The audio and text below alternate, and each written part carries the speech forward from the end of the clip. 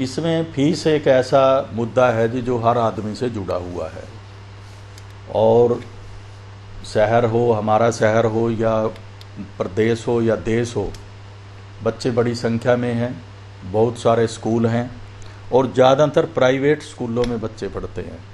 वैसे एजुकेशन का काम तो सरकार का था, सरकार से ये कैसे स्लिप हुआ और प्राइवेट तंत्र के हाथ में आ गया, अब ये प्राइवेट पर ही डिपेंड करता है। प्राइवेट स्कूल पहले चलते थे ट्रस्ट के द्वारा, जो नो प्रॉफिट नो लॉस पर चलाए जाते थे। अब भी स्कीम तो वही है, कानून वही है कि नो प्रॉफिट नो लॉस पर ही चलेंगे, लेकिन अब बहुत सारे लोग अपने अपने स्कूल चलाने लगे हैं। लेकिन स्कूल चलता सिर्फ फीस से ही है और दूसरा कोई साधन नहीं है। फीस का एक प्रोसीजर है कि सरकार ने हरियाणा एजुकेशन एक्ट के मुताबिक ये निश्चित किया हुआ है कि फार्म नंबर 6 में फीस दिसंबर में भर के सरकार को देनी होती है। वो सभी स्कूलों ने दे दी और उसके मुताबिक एडमिशन शुरू हो गए जनवरी में, फरवरी में, मार्च में, पेड इन अप्रैल। पैसे पहले भी आ जाते हैं उसमें से। तो ये सारा सिस्टम ठीक प्रकार से चल रहा था कि कोरोना की मार देश पर पड़ी और इन स्कूलों पर पड़ी और वो सिस्टम अस्त व्यस्त हो गया। उसके बाद जो स्थिति आई, पहले तो एक स्थिति आई कि 3 महीने की फीस माफ़ कर दो, उससे बड़ा कन्फ्यूजन हुआ। फिर वो वापस हुई। ये केवल हरियाणा में नहीं, पूरे देश में अलग अलग स्टेट में इस तरह का रहा। फिर ये हुआ कि जी किस्तों में दे दो। फिर तीसरी जो लेटर सरकार ने गाइडलाइन जो प्रॉपर बना करके भेजी, वो 23 अप्रैल को भेजी। जिस 23 अप्रैल के लेटर में ये लिखा हुआ है, पहले नंबर पर ये लिखा हुआ है कि admission charges, annual charges, building fund इत्यादि अभी नहीं लिए जाएंगे, बाद में लिए जाएंगे। ये बात है उसमें नहीं लिखी कि भाई नहीं लिए जाएंगे लेकिन बाद में। दूसरी बात उसमें लिखी कि अभी केवल मासिक फीस ली जाएगी जिसमें वृद्धि नहीं की जाएगी, बस इतनी सी लाइन है वो। अब उसमें ये नहीं लिखा कब से वृद्धि नहीं होगी। आमतौर पर तो 23 अप्रैल को लेटर आपने आदेश जारी करा तो फिर 23 अप्रैल से ही वो लागू होगा, या सरकार उसमें लिखती जी ये बैक डेट से है। उसमें फिर दूसरी समस्या ये आती है, जिन लोगों ने पूरी फीस दे रखी है, एडमिशन दे रखा है, उसका क्या बनेगा, उसके बारे में कोई दिशा निर्देश अभी तक नहीं आया।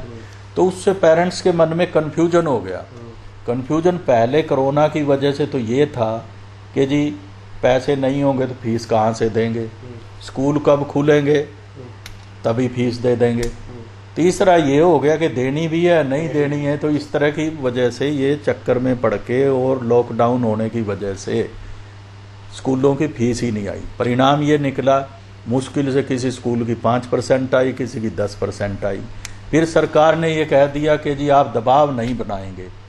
हम जब बच्चे हमारे सामने होते हैं तब तो हम दबाव बना सकते हैं, अब तो क्या दबाव बनाएंगे। दूसरा, कोई भी स्कूल ये दबाव नहीं बनाता कि जी उसका नाम ही काट दे। बड़े निर्दयी प्रकार का कोई होगा, अगर होगा भी ऐसा। हमारे पास बच्चे चलते रहते हैं, हम कहते भी रहते हैं, दबाव भी बनाए रखते हैं, लेकिन फीस मार्च में आ जाती है। अब ये कहने से कि जी दबाव नहीं है, जो दे सकता है वो दे दे, तो उसकी परिभाषा भी लोगों ने की कि जो दे दे उसका भी भला, जो ना दे उसका भी भला।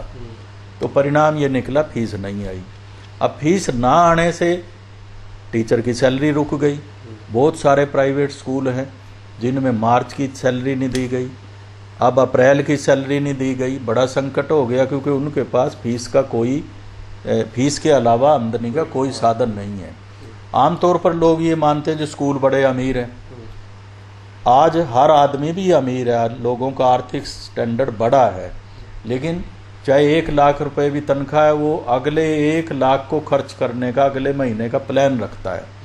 10,000 का सोफा है, काम चल रहा था, वो 20,000 का खरीद लेगा। कूलर है तो एसी खरीद लेगा, एसी विंडो एसी है तो दूसरे वाला एसी खरीदेगा। तो सबका ऐसा टारगेट होता है। ऐसे ही स्कूल के पास जो पैसे आते हैं एडमिशन के टाइम में फीस से, तो स्कूल सोचता है जी मैं ग्रोथ करूं अपनी, 1 कमरा और बना लूं, साइंस का सामान ले लूं, ये ले लूं। तो पैसे स्कूल के पास भी नहीं होते, सर्कुलेशन में चलते हैं सारे पैसे, सर्कुलेशन में। अब उसके ना आने की वजह से स्कूलों पर बड़ा संकट खड़ा हो गया, और जो ये स्टाफ काम करता है, विशेष रूप से गरीब लोग भी काम करते हैं, सफाई कर्मचारी हैं, पीएन हैं, ये सब, इनके ऊपर भी बड़ा संकट है। ड्राइवर, कंडक्टर, ये सब, इनको अगर पैसे नहीं मिले तो कैसे इनका काम चले। तो माननीय प्रधानमंत्री जी ने कहा कि आप इनका वेतन नहीं रोकेंगे, इन्हें नहीं हटाएंगे।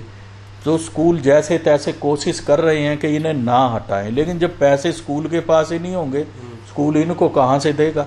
ये बड़ा संकट रहेगा।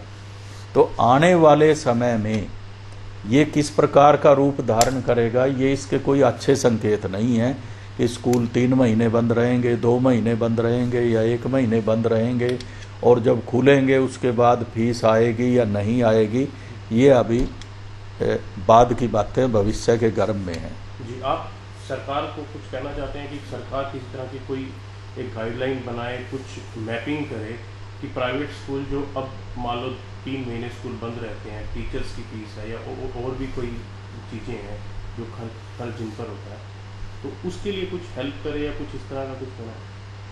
हाँ बिल्कुल, ये तो सरकार का उत्तरदायित्व है बच्चों की शिक्षा का। जैसे माननीय मुख्यमंत्री जी ने कहा कि बच्चों का किसी प्रकार से नुकसान नहीं होने देंगे, बड़ी अच्छी बात है।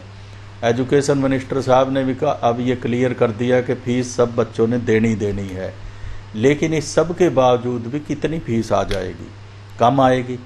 तो उसकी भरपाई करने के लिए सरकार को कोई प्लान बनाना चाहिए। नहीं तो डेफिनेटली जब स्कूल के पास पैसे नहीं होंगे वो अपने स्टाफ में कमी करेगा। स्कूल में पैसे नहीं होंगे तो कई छोटे मोटे स्कूल हो सकता है बंद ही हो जाएं। अगर ऐसी स्थिति आती है, ऐसी स्थिति में स्कूल में काम करने वाले टीचर का भविष्य क्या होगा?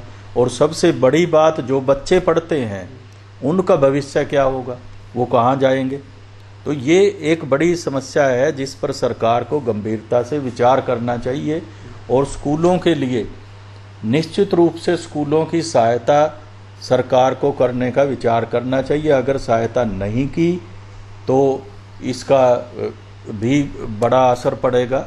तो सरकार से हम यही अपील करते हैं कि स्कूल किस प्रकार से चलेंगे, इस संबंध में एक स्थायी नीति बनाकर विशेष रूप से फाइनेंशियल एड कुछ सुनिश्चित की जाए कि स्कूलों की भरपाई यहाँ से होगी तो ये स्कूल अच्छी तरह से अपना काम कर पाएंगे।